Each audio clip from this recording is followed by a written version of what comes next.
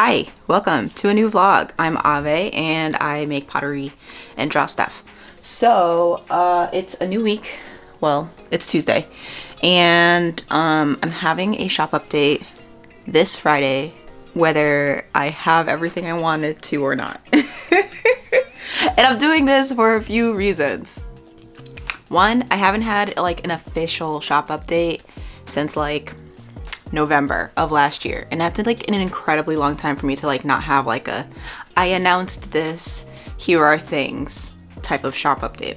I don't have very much. I have some stuff in the works, but between like getting sick, like having probably a little bit of burnout from the Ren Fair, getting sick again, it's just, oh, and working for the gallery, yeah, it just hasn't been, I haven't been good at it.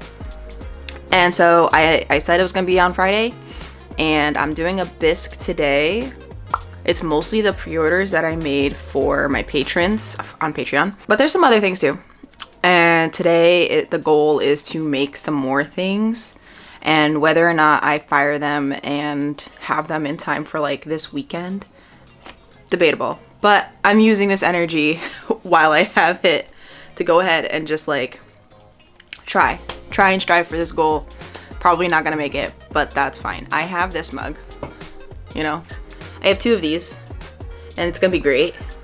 And I have a few other things here and there. In total, I probably have like 10 mugs, which is like nothing when it comes to like shop updates that other people do. That's okay. I'm just gonna do it anyway. Put stuff up there. And then the second batch of things, if it's ready in time, I kind of doubt it will be. But if it is, then I will have like a good amount of things. If it's not, it'll be a very small update and I'm sorry. But yeah, it's 10. I'm going to be in the studio by like 10:30. I had a few sticker orders, and this sticker, let me pull it, is doing so well on Etsy right now. Like, I always set the quantity to like 5 because, to be honest, I just don't feel like counting. But I think I will actually count these and make sure that like half of these are on my website and the other half is on Etsy and adjust accordingly. But yeah, these keep selling out. They're doing really well. I sell like 2 or 3 a day, which, you know, it's like, you know, $6 a day, but it's $6 more that I didn't have, and without any marketing on my part. So the better your listing does on Etsy, the better it does. This success compounds, because when they see that it's a successful thing, it gets ranked higher in search. That's why repeatable things are preferred on something like Etsy. Anyways, so I got a few of those to package up. I don't think I showed you all the dice trade. Like, I made a TikTok, but not everyone is on my TikTok. So I thought I'd show you the dice because I love dice. So this trade is with Smoking Glue Guns, and this is, look at their logo. Okay, and I got my first like big dice, and it's real cute. Pink and purple, love. And rolling it is very satisfying. I still really love gemstone. Gemstone will probably forever always be my favorite material because it's not as heavy as metal, not as light as resin or acrylic or whatever. And I really love rocks. I really love rocks. Okay, and now the actual real set. I asked for liquid core and purple. And I've already shook these around, so you can't really quite see this, the glitter on the inside core actually fall. Let's see. How is this focusing? I think this is also my first set to have D4s that look like this. Like, cool shapes. I think that's all I wanted to do. I just wanted to open this vlog because I'm gonna condense this vlog into 1 week. I tried to record like how many hours a day that I work because I saw Emily Harvey do it, so now I want to do it. It's that like Regina George meme. Anyways, but yeah, I was curious for myself and I started writing it down in my bullet journal. So yeah, yesterday I worked 7 hours in the studio broke it up into 3 and 4. And today I'm doing about an hour of admin so far. And then hopefully I'll be downstairs. So hopefully by the end of this vlog, I will have those numbers for you in terms of how much do I actually work, because I am curious for myself, hold myself accountable, and this will also help too. So.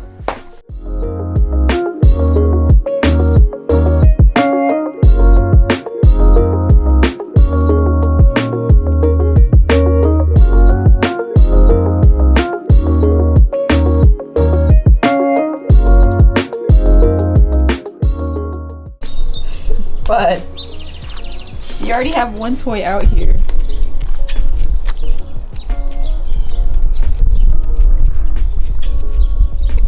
Okay, can confirm that anything I make today will not be in the shop update, because this is the new speckled clay, and I made this yesterday morning. So it is leather hard. It is not ready to go into the kiln. I mean, I'm still gonna put it into this kiln because it's something small, and really this is just a test to see how this fires. What is it gonna look like? I've never used this clay before, so it's a little gonna pop that in there. Everything else is like really dry. Look at those, bone dry. But I have some stuff under here meant to kind of fill out the kiln, and yeah, there's no way this is getting fired this week. These are getting fired, and then there's stuff already in the kiln. Hello, voiceover Ave from the future here, and I wanted to talk a bit about the new clay that I've been working with. So in this video, I am talking about working with Laguna 55, which I thought was the speckled clay, but I had mixed up the boxes that I had purchased. So I had bought 4 boxes of Laguna bmix speckled and 1 box of Laguna 55, which does have a light speckling. And when I used that box, I had tried to separate them, but I didn't do it right. So that was my mistake. When I expected to see more speckles, and yeah, that's why, because I mixed up the clays. But having worked with both clays now, both are really, really nice. The Laguna bmix speckled is just like bmix. I haven't experienced any like grog poking through, so that's really nice. But the Laguna 55 is also really nice, and the grog is super, super fine. So for those that don't know what grog is, it's basically sand. I mean, that's like a basic way to say it. But what grog does in a clay body is it provides structure and stability to the clay. If you can think of it like tiny little building blocks to help it hold its shape better. Some people really like to have grog in their clay if they're building really big and sculptural things. Some people don't like grog, especially if you're doing smaller work or like super detailed carving. So I tend to go for clays without grog for that reason. But after working with this one, I'm like, I don't know, maybe a little bit of grog would be nice, because when you're hand building, shapes tend to warp a whole lot more because there's a lot less handling, I guess you can say, that can help force the shape that you want it to be, and it tends to revert back to what you don't want. So yeah, anyways, this clay was so nice to work with, and I have only 1 more bag left of the 55, and I have 3 boxes left of the speckled bmix. So that's what I'm working with for the summer, and that's probably what I'll probably buy again, honestly. I'm really liking the speckles. We'll see. I haven't contacted my shop yet to see if the regular bmix is back in stock. I was kind of waiting until I ran out of clay. But also, fun fact, I actually just picked up 7 more boxes of clay from one of my friends who's moving. So instead of hauling all of the clay down, she's just like, hey, do you want this? And I was just like, absolutely. And that's Laguna 65, which after reading about it, seems like it'll be like 55, but without grog. So I will report back on how that clay body is. Anyways, okay, that's enough babble about clay. It's maybe not everyone's cup of tea, cup of conversation, but yeah, I really like Laguna clays, and so far every clay that I've worked with works really well with all the glazes that I use. I use mostly Clayscapes and Amico, and lately I've been looking at Mako glazes. So we'll report back. Maybe I'll do like a whole comparison video for all the other clay nerds out there. All right, I'm gonna let this time lapse finish up. Bye.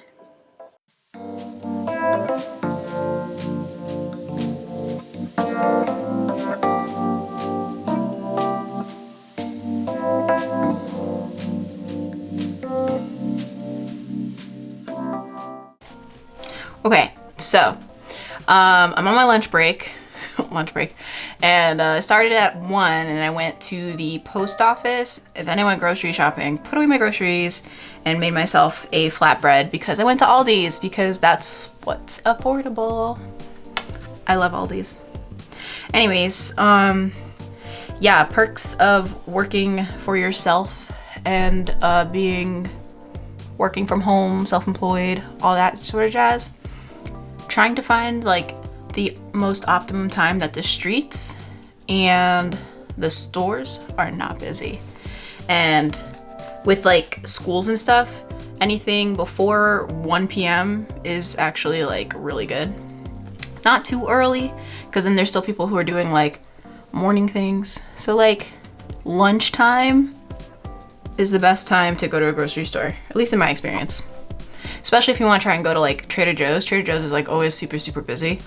But my budget ain't like that anymore, at least not right now, because it fluctuates. So Aldi's it was.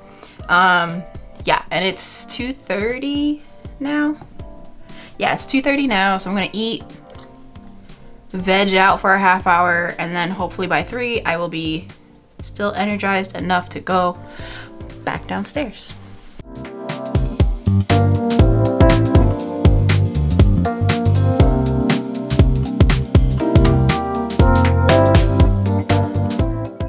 Morning, or at least it's morning for me. It is Thursday and I ran out of battery yesterday, but I was glazing until about 8. My husband went to a concert with his dad, so I had the house to myself, and it's easier for me to just keep working if I don't think, oh no, I want to go hang out with my husband. But yeah, so I glazed till about 8, and then I was just like done. Ordered food, and then I watched Turning Red, and I have a bunch of mug ideas that I want to do, mostly just because red pandas are cute, and I already write things like so emotional or vibin' and survivin' on mugs, and I just think a mug with a red panda that says strong emotions, I want to do that. But today I have to finish glazing. You can see I have all these mugs lined up, and I have no idea how long it's gonna take me, but we're gonna finish glazing and the kiln's gonna start, and we're gonna do that. And I woke up really late. It's like 11 and I'm still really tired.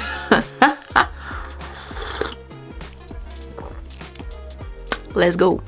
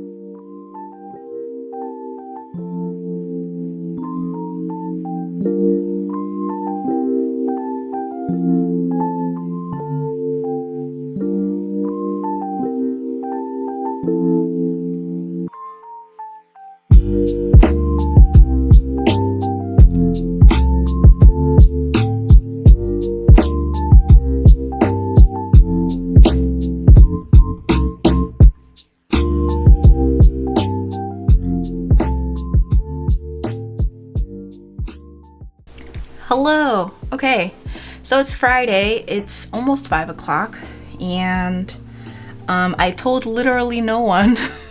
I said I was gonna have a shop update today, but like didn't say what time. And to be honest, it's because I wasn't sure if I was gonna get everything done, but everything's out. The things that need luster are very simple.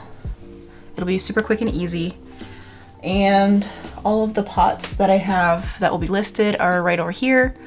Not a lot of things, and that is also why I have to stop feeling bad about the amount of pots that I'm making, which is not a lot. I'm sure as time goes on, I'll get better, get more used to my current energy level, but I gotta say, the time change and the amount of sunlight made a big difference for me. It's not usually the case, but this year, sunlight is hitting different. So, anyways, I wanted to show you the difference between the two pots, because this one is the speckled clay and this one's the regular clay that I normally use. And I gotta say, I was expecting more speckles, bigger speckles, but it's still really cute and it's still a minimal difference, you can see. But it's so close, like incredibly close. They're cute though. And